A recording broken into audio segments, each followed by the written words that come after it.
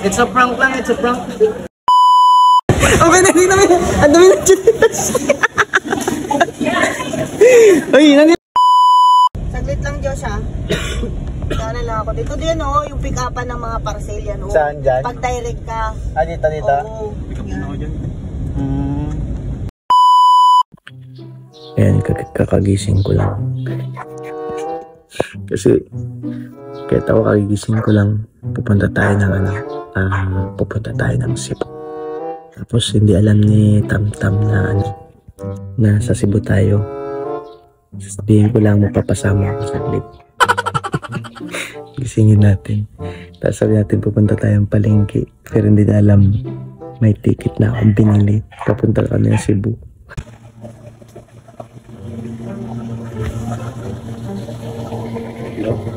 Hello?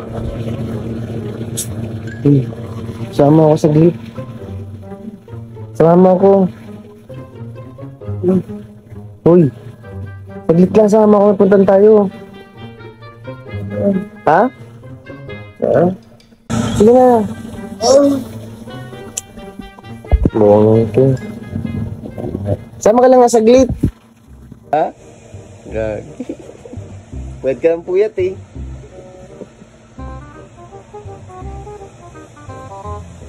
Tara. Sama lang ako saglit. Ayan, nag-care tayo ng import natin ngayon, may kasabot tayo. Dadalag sa atin magatid sa kunwari palengke. Yes. Yan, papunta tayo ngayon ng airport pero yung isa akala niya palengke. Nakabang bakit ba si Uncle mo Tamtam? Yan si Uncle mo Joshua na pupunta ng palengke.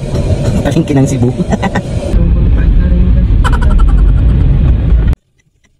Pero yung parcel ko, nandiyan na raw kasi. Ha? Nandiyan na. Saan? Nandiyan sa airport. Ano kasi yun yung tawag dito? Nag-direct sila. Nag-direct na? Direct na padala yung parcel. Wait lang bro Isa mga daw. Wait lang Joy ha? Sige lang. Saglit lang Diyos, ha? Sana lang ako. Dito din, oh, yung pick-upan ng mga parcel yan, oh. Saan dyan? Pag direct ka. Ah, dito? Oo. Pick up na ako dyan.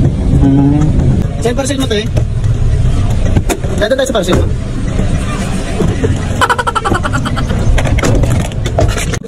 Kaya dito na kami sa airport. Kasi umuulan na, medyo maliliit na kami kaya sabihin natin na pasibo na tayo. Hindi na isot na din. Yung ano pa, yung galing pa sa Milo namin. Ang bayan naman na. Ayun na. Bro! Live content. Ha? Ano ba ito kita?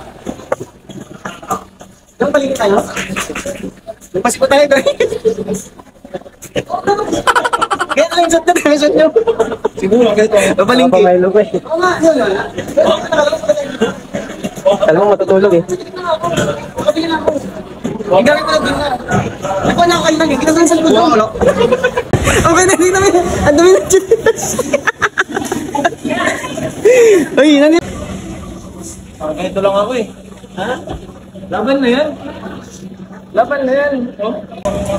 It's a prank lang, it's a prank. Walang brief si Uncle mo. Sa'yo ba to? Oh, pamalingkin niya pa. Milo pa. Bro. Gag. Ano, bantay mo na ito, maghihilang ako. Ha? Bantay mo na yan. Palingki ka. Palingki daw si Uncle nyo. Palingki sa Cebu. Kabuang. Yung tingin sa Uncle na problemado. Problemado sa damit. Yung gusgusin. Gag. Pero may dala akong damit yan, hindi na alam mo. Nagdala ako kanina ng damit. Pabisin na ating kawawa.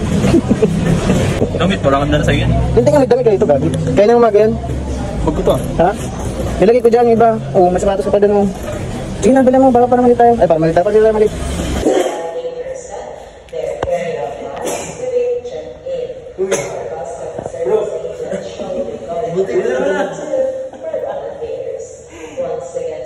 Na-excite ka din?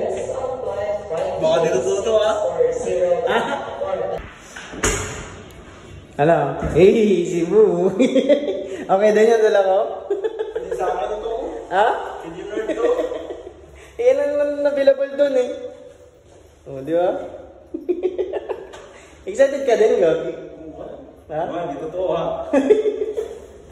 Ay, yung ano mo, yung sa school mo daw, nagsabi doon na, may ano ka, magpasok ka? Oo. Pasok ako sa lunes. Kaya mo na yun. At yun na nga, nag-excess baggage pa kami kanina. Buti na lang kapitbahay namin yung bantay na tulungan kami at inassist kami kung anong susunod namin gagawin. Yan, tignan mo naman sa angkol mo, yung kainan hindi niniwalang pupunta kami ng Cebu.